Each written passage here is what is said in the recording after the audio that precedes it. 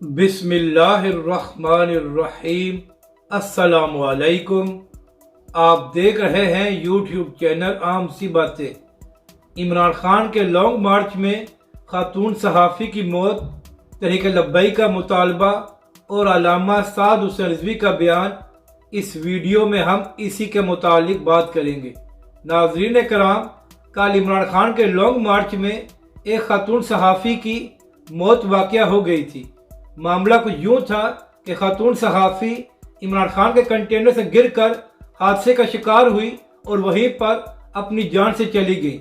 इसके बाद नादिर बलोच साहब, जो PTI और इमरान खान साहब के बड़े चहीते हैं, उनकी जानब से एक ट्वीट सामने आया है जिसमें नादिर बलोच साहब ने कहा है कि मुबैना तौर पर ऐसी खबरें सामने आ रही हैं कि शायद इमरान खान साहब के गार्ड्स ने खातून सहाफ़ी को धक्का दिया, जिसके बाद ये हादसा पेश आया।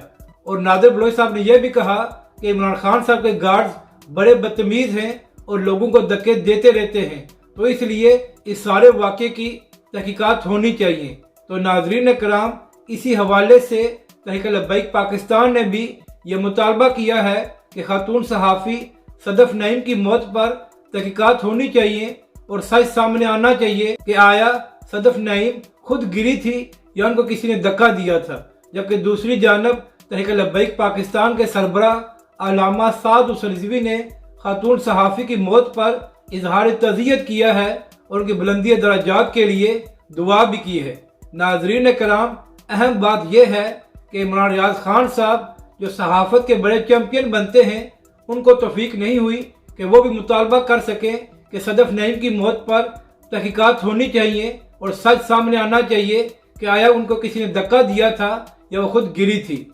अपनी राय का ज़रूर इज़हार करें कि आपको ये वीडियो कैसी लगी और हमारे इस चैनल को भी सब्सक्राइब करें।